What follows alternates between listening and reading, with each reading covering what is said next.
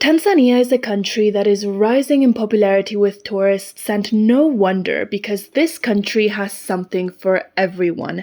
From incredible safaris, beautiful nature, fascinating culture and history, incredible beaches, it has mountain climbing, hiking, scuba diving, windsurfing.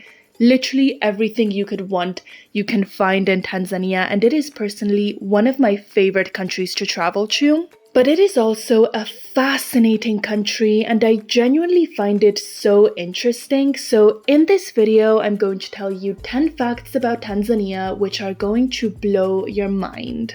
If you're new here, hi, my name is Laura, and I've spent the past few years traveling all over the world, especially around Africa and Europe. And in this channel, I typically share lots of travel vlogs, hidden gems, and travel information videos. So if that sounds like something you like, make sure you subscribe for more. So fun fact number 1, did you know that Tanzania is named after 2 separate countries?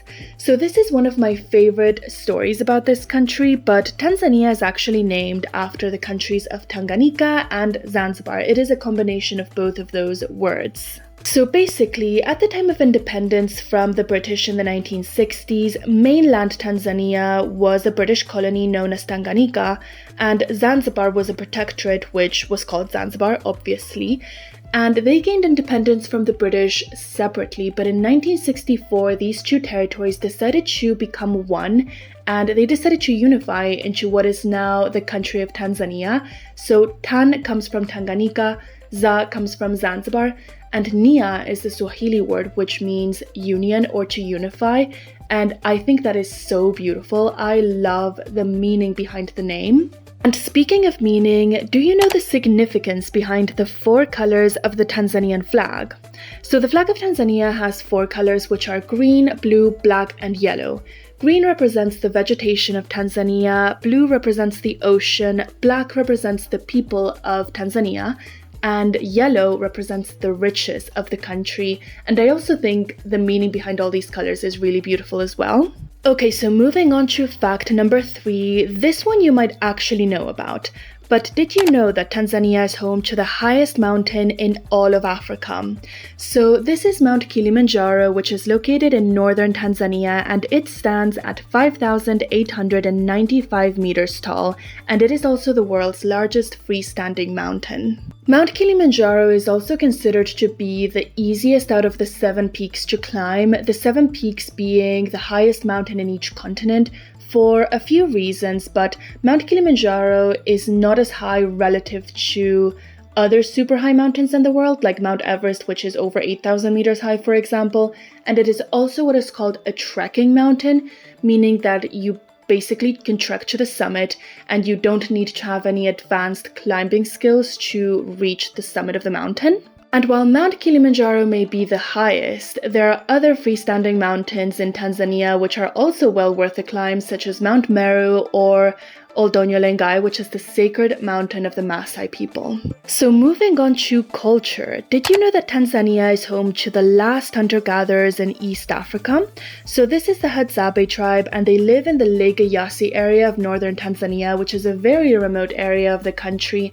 And the reason this is so special is that the hunter-gatherers are, like the name suggests, are people who still hunt and gather their food. They never adopted agriculture or farming, and they have a very similar lifestyle to that of our ancestors from around 10,000 years ago. They also survived the Bantu expansion in Africa, which was an expansion of farming communities originating from West and Central Africa that expanded all throughout the east and the south of the continent, replacing hunter-gatherer cultures and communities.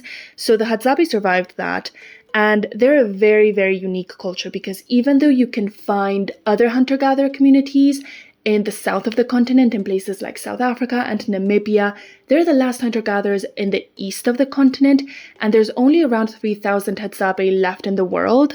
They also have a very unique language that still uses clicks as consonants, which is very, very unique, so listen to this.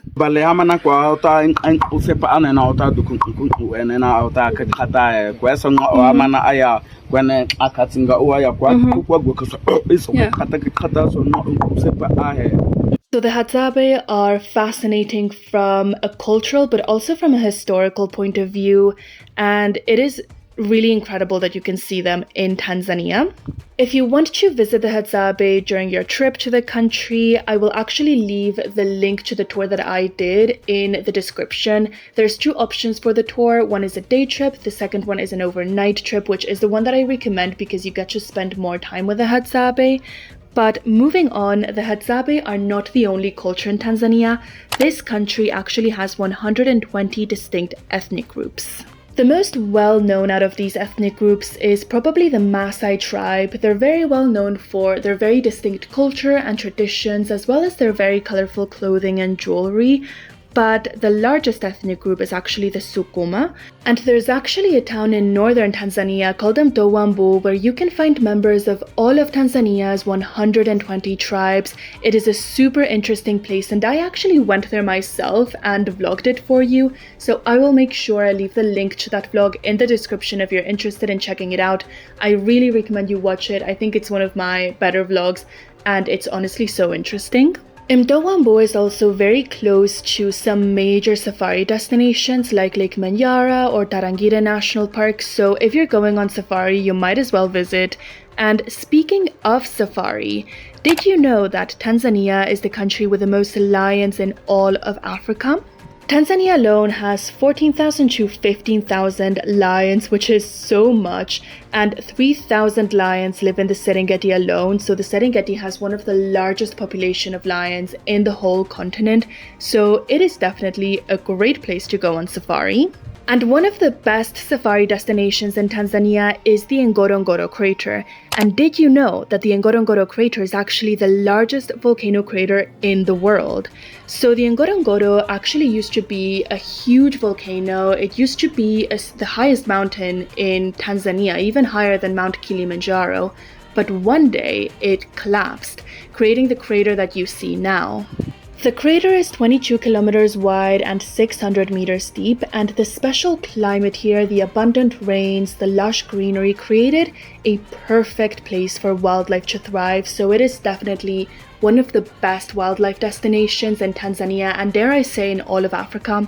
As someone who has been to over 10 national parks throughout the whole continent and has done safaris in so many countries in Africa, I can confidently say that the Ngorongoro crater is my favorite safari park ever. If you want to check it out, I actually have a vlog about the Ngorongoro as well, so I'll make sure that I link that in the description as well in case you want to watch it after this video. But one of the great things about the Ngorongoro is that because it is a relatively small area with lots of animals, you can see animals come really close up to you, which is amazing in any safari. And it is no wonder that this will lead us to the next fun fact, which is that Tanzania has the largest concentration of animals per square mile in the world. As if the safaris couldn't get any better. So wildlife in Tanzania is clearly amazing, and another reason for that is that 30% of the country is protected by national parks, which is absolutely insane. That is amazing. But let's move away from safari and back to Tanzania's coastline for our last fun fact in this video. So I'm sure you've heard of Zanzibar and its amazing beaches, but did you know that Zanzibar is not actually an island like many people believe? It is an archipelago. So Zanzibar is actually composed of two main islands, two big islands, which are Unguja to the south and Pemba to the north. Unguja is what many tourists know as Zanzibar. It is the touristic part of the archipelago and the place where most tourists go to, but Zanzibar is actually much larger than just Unguja. I also have a 10 fun facts video about Zanzibar. If you want to check that out, I'll make sure I leave it in the description as well. So I hope that you enjoyed this video. I hope that you found it interesting, and if you did, make sure you like, you comment, and you subscribe. It would really help me out if you did. And I will see you in my next video.